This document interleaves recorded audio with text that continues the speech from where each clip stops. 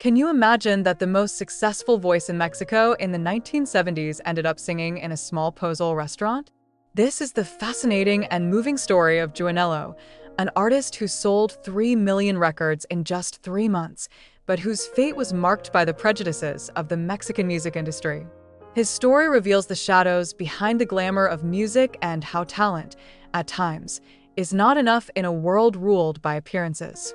Juanelo's story begins on the humble streets of Vallecillos de Zaragoza, near Juanelo, though his true home would be Atoyac de Alvarez, where his mother took him as a newborn. This modest origin would deeply shape his personality and his later artistic development.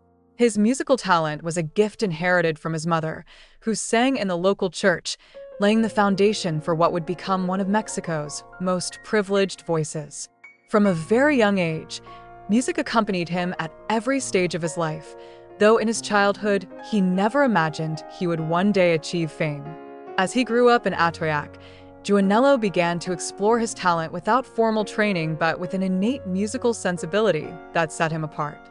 He had no access to formal music education, yet his ability to grasp melodies and his unmistakable vocal tone made him stand out at family gatherings and local events. In those years, young Juanelo enjoyed singing without much ambition, unaware that his life would change forever due to a simple twist of fate. Destiny took an unexpected turn when, at one of these gatherings, an acquaintance heard him sing and suggested he audition for a music producer. Juanelo, with his characteristic humility and lack of excessive ambition, accepted the offer without imagining he was about to step into a completely unknown world. That's how he met Salvador Velázquez, the author of Espejismo, who gave him the opportunity to record his first single. Juanelo's story was about to take an unexpected leap toward fame. The success of Espejismo was overwhelming. In just 3 months, the single sold 3 million copies, an unthinkable record for the time, especially for an emerging artist of humble origins. His voice became a national phenomenon before his face was even known. Radio stations across the country played his music, and his popularity grew rapidly. However, what should have been the start of a solid career turned into a series of unexpected challenges that marked his destiny. The Juanelo phenomenon began uniquely. His voice conquered Mexico before the public knew his face. Espejismo played on every radio station, and his melodic tone made thousands of young people swoon, imagining that behind that voice was a telenovela heartthrob. However, the revelation of his physical appearance drastically changed the course of his career. In an era where image was everything in the music industry, Juanelo did not fit the aesthetic standards promoted by the media. His first major test on television came when he was invited to the show Siempre en Domingo, hosted by Raul Velasco. It is said that when Velasco saw him in person, he was not convinced by his appearance and uttered a phrase that would mark Juanelo forever. "Here's the ugly guy who sings beautifully." In an era without social media to spark protests or debates, this discriminatory remark went largely unnoticed. However, the damage was done. From that moment on, Juanelo's career faced a barrier he could never fully overcome. Despite the impact of that moment, Juanelo pressed on. He recorded 25 more singles and toured Mexico and the United States, performing at iconic venues like the $1 Million Theater in Los Angeles and the Teatro Blanquita in Mexico. But the stigma of his image and the lack of support from the music industry limited his rise. While artists like Jose and Lupita D'Alessio solidified their careers, Juanelo struggled to replicate the success of his first single.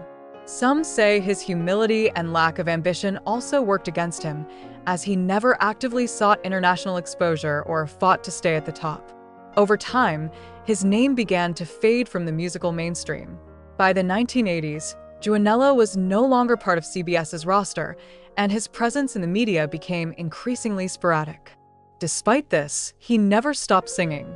He found refuge in local stages, restaurants, and provincial festivals, where his voice was still admired by those who remembered his great success.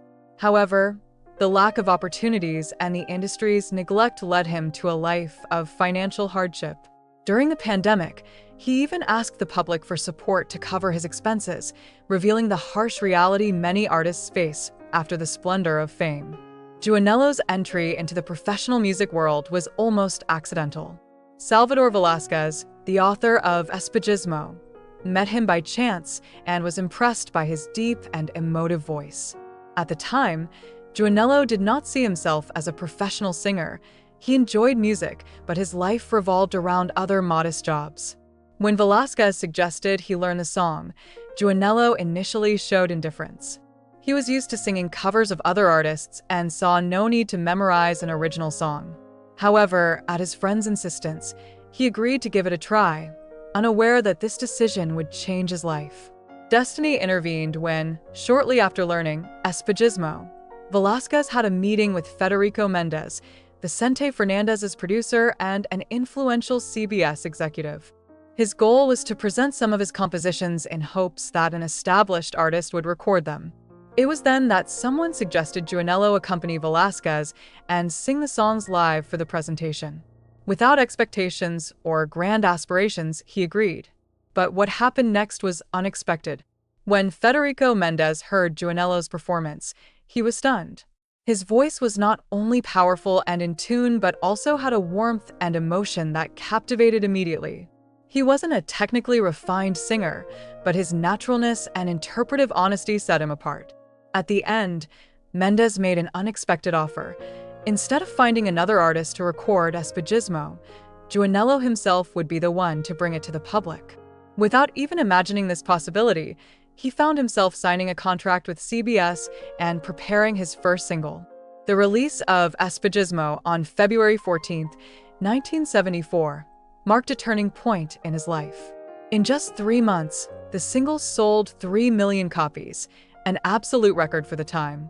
Overnight, Juanelo went from being an unknown in Atoyac de Alvarez to the most talked-about voice in the country.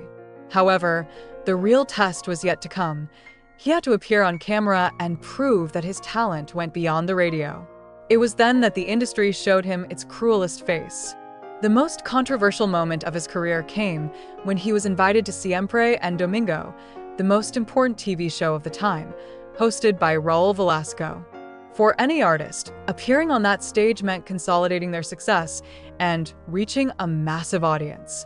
Juanelo, with the innocence of someone who just wanted to sing, prepared for what he imagined would be the big step in his career. However, what should have been his big night turned into one of the most painful experiences of his life. When it was his turn to perform, Raúl Velasco, with his characteristic authoritative tone, introduced him with a phrase that would resonate for years. "Here's the ugly guy who sings beautifully." The words, spoken casually, were met with laughter and comments in the studio, but the impact on Juanelo was devastating. In a matter of seconds, his talent was overshadowed by superficial prejudice. The music industry, obsessed with European beauty standards, had delivered its verdict. Juanelo did not have the right face to be a star. At that time, artists depended entirely on television to stay relevant. There were no social media platforms to defend themselves or build an independent image. Raúl Velasco's words, combined with the lack of support from industry executives, sealed his fate. Although his voice continued to captivate thousands, his career did not receive the same boost as other singers with a more commercial image. His presence on television diminished, and over time, his name began to fade from the mainstream. Despite everything, Juanelo did not give up. He continued singing and releasing new songs, though none matched the impact of Espejismo. Gradually, his name faded into obscurity, relegated to small stages and local performances. The entertainment industry had marginalized him, but those who once fell in love with his voice never forgot him. Juanelo's case was not unique. Throughout the history of Mexican music, many talented artists faced barriers not due to a lack of voice or charisma, but because they did not meet the beauty standards imposed by the industry. Joan Sebastian, for example, was mocked by Raúl Velasco when he was trying to make his way on Siempre and Domingo. It is said that Velasco snapped, "You want to be famous with that face?" However, Joan, with a strong personality and unshakable determination, did not let those comments stop him and continued fighting until he became a legend of ranchera music. Another emblematic case was that of Lupe Esparza, lead singer of the group Bronco, who also received derogatory comments from the host. On one occasion, Velasco told him he looked like a gorilla, a hurtful insult that Lupe turned into a motivation to succeed. Over time, Bronco became one of the most beloved groups in grupero music, proving that talent and perseverance can overcome even the most entrenched prejudices. The key difference between these artists and Juanelo was not talent, but how they faced adversity. Joan Sebastian and Lupe Esparza used criticism as fuel to move forward, finding ways to carve out a place in the industry.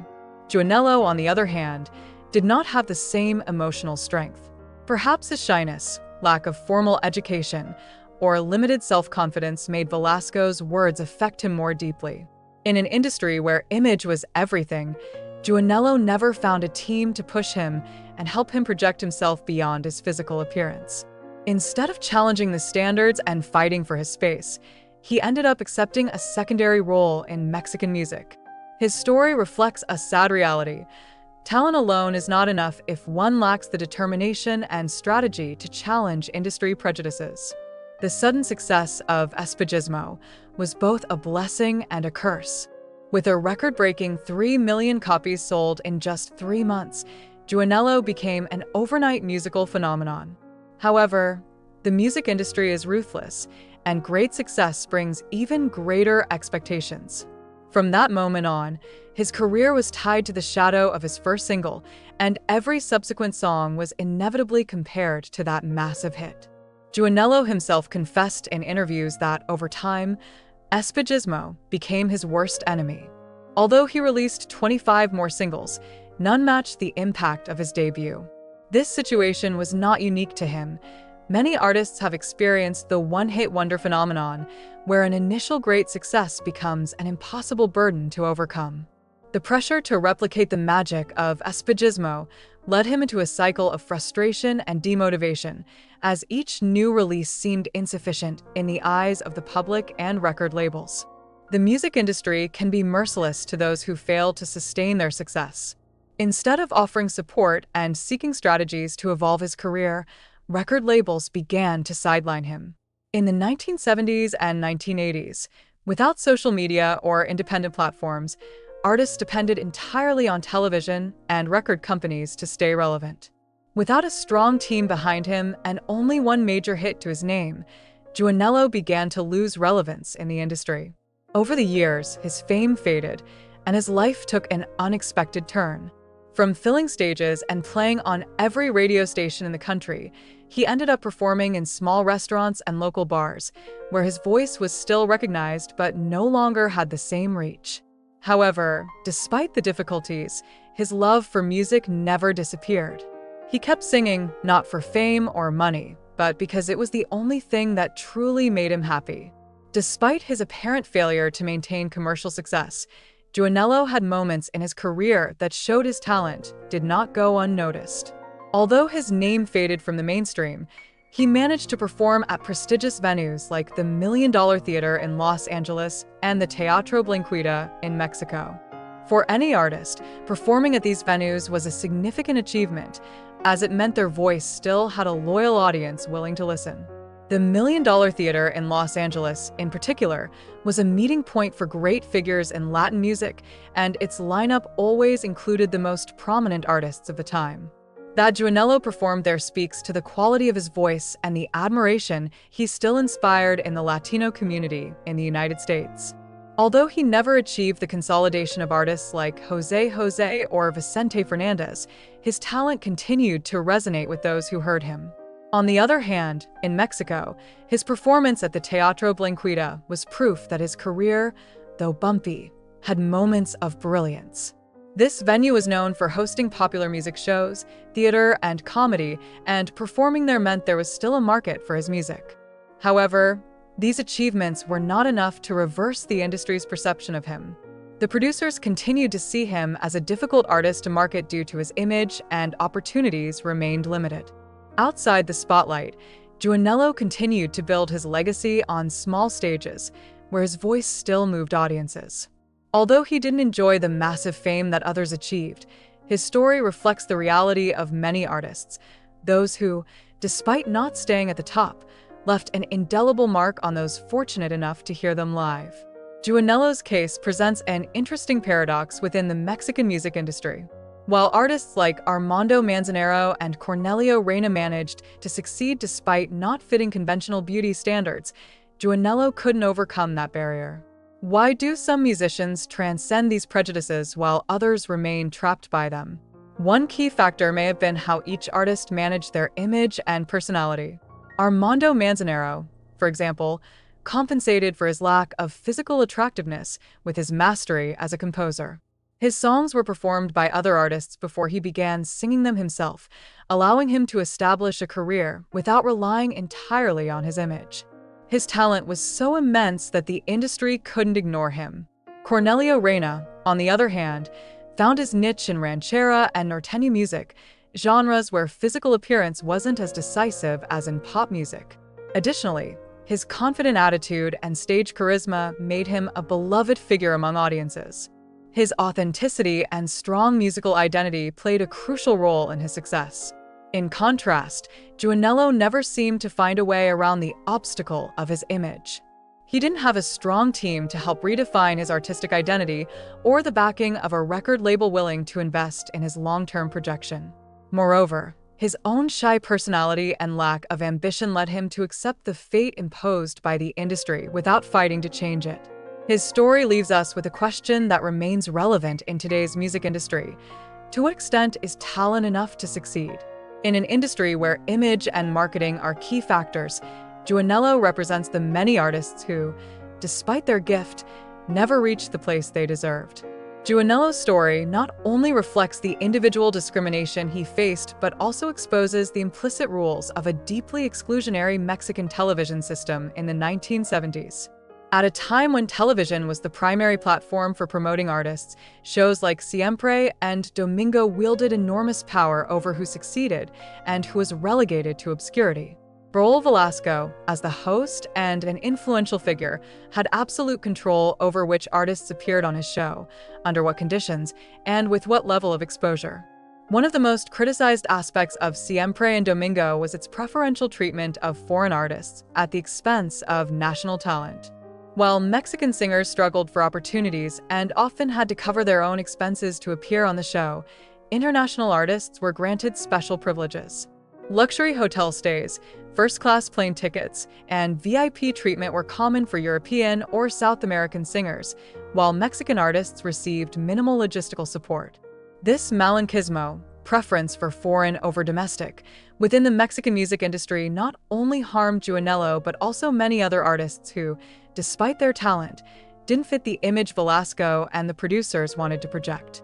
It's said that artists like Lucha Villa and Ana Gabriel faced significant obstacles for not conforming to the imposed standards.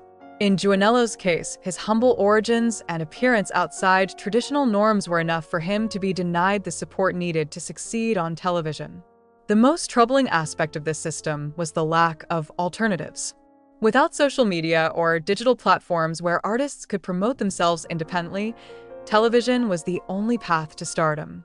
If an artist wasn't well received on Siempre and Domingo, their chances of success drastically diminished. Juanelo fell victim to this exclusionary mechanism, trapped in an industry unwilling to support him beyond his first big hit. While some artists accepted the rules of the game and tried to adapt to the system's demands, others chose to confront it and demand fair treatment. Two notable examples of this resistance were Lucha Villa and Juan Gabriel, who, unlike Juanelo, didn't allow the industry to trample them without a fight. Lucha Villa, known as La Grandota de Camargo, had a successful career, but not without difficulties.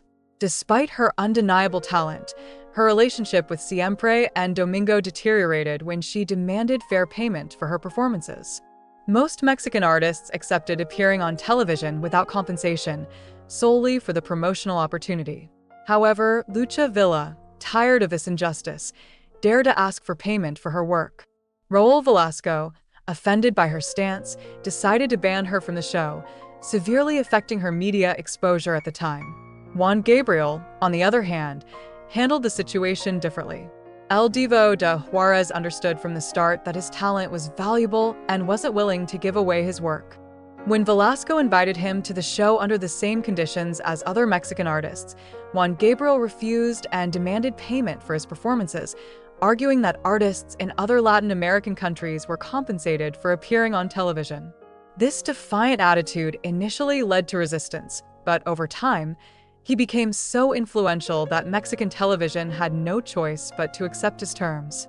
The difference between these artists and Juanelo wasn't just the amount of talent, but how they faced adversity. While Lucha Villa and Juan Gabriel fought for their worth within the industry, Juanelo adopted a more submissive attitude.